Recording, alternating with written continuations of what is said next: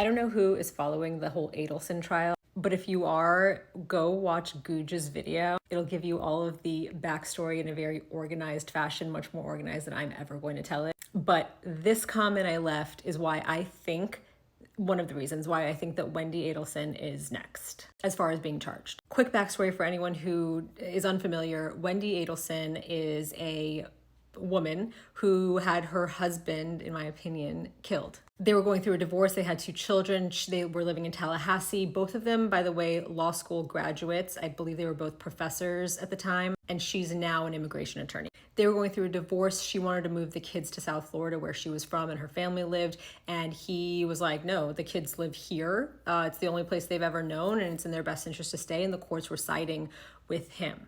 The family was very interested in getting their way. They start throwing around ideas of how to get the kids down here. I mean, from like just posting things on social media to get under their skin, or under his skin, I should say, or, just random shit. And they even discussed paying him off to the tune of $1 million. I don't know if I mentioned his name. His name was Dan Markel. And this was Wendi, his wife. She's currently testifying in her mother's murder for hire trial. Her brother, Charlie, has already been convicted and sentenced to life.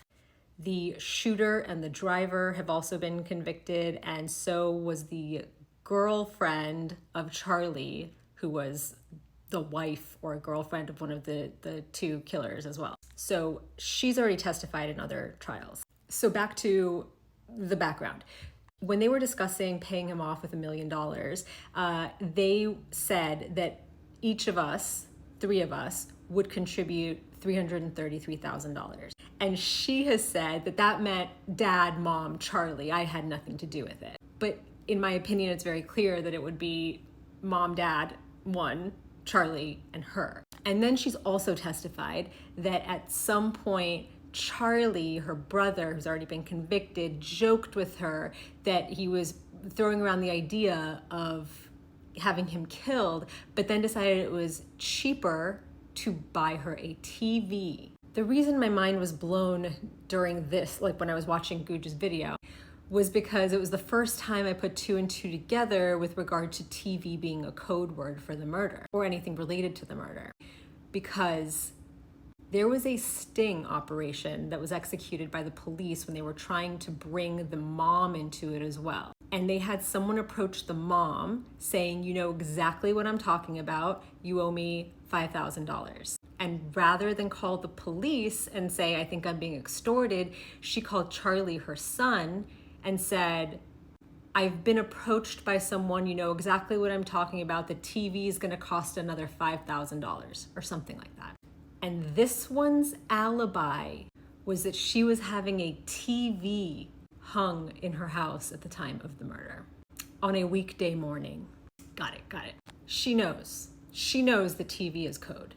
I think that she's next. She has been testifying, and I think that she thinks she's smart. I really do. Because she was going to frame her then boyfriend for this murder. I think that they all thought that they had the perfect scapegoat in her then boyfriend. Because during this trial of her mother, one of the killers, the driver, has testified. And while she's getting immunity for just the things that she says on the stand, I think that they are building a case against her during the course of this trial. Because they had that guy, the driver, testify that he was with the girlfriend, the girl that connects everyone together, the girl that was banging Charlie, her brother, and was also either dating or married to one of the killers. He was with that girl when she called Wendi, and he didn't know who the fuck Wendi was at the time. He just knew it was the woman who wanted her kids, and he believed that the name was Wendi. He was there when the girl called Wendi and was told that it had to happen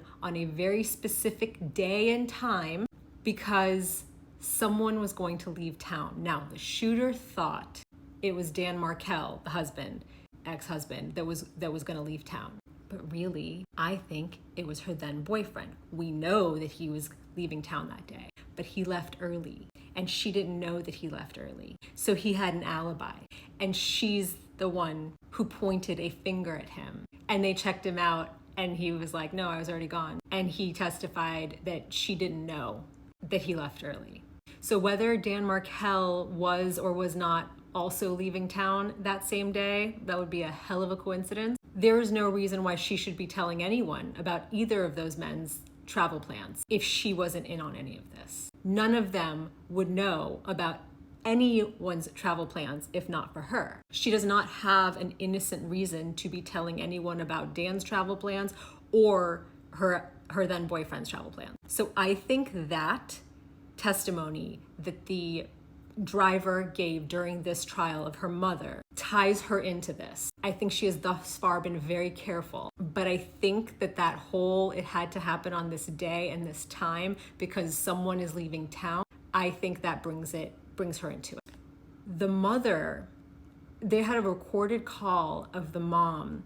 She had spoken to Charlie, her son, who's been sentenced to life, on the phone, and she thought she hung up, but she didn't, and the jail call continued, and recorded her talking to someone else about how upset she is that this one will not talk to them and hasn't even asked about Charlie. And when they try to contact her, she says that I'm just following the advice of my counsel and I can't talk to you guys. That doesn't mean that you can't talk to them about like day-to-day stuff. That doesn't mean that you can't talk to them about the kids or ask about your brother. How's he doing? I think that the ice in her veins is the nail in her coffin. You don't get to say that you're not talking to your family or asking about your brother because your lawyer said not to talk to them. This is your family. It makes you look way more guilty that you're not even going to try to ask about how your brother's doing. Obviously, he loved you enough and you guys were close enough to where he was willing to risk his life to get you your kids. And I'm sorry, but I don't think that the apple falls far from the tree. If the entire family was willing to plot this murder, you're going to tell me that she was not in on it and she was the only one that was going to benefit from it?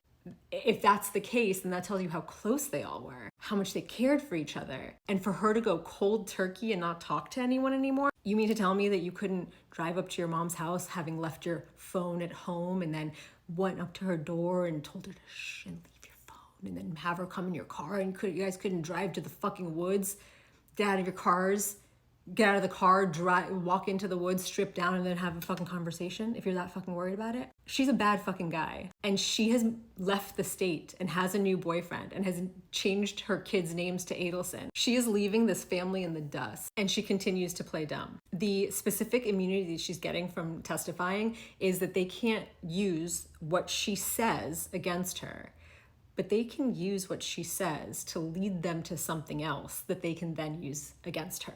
I think the whole TV thing is not a coincidence, obviously. And I think that the driver believing that or testifying, I mean, he swore to it, that it was Wendi that the girl called and was told some man was leaving town on such and such day. I think it's done.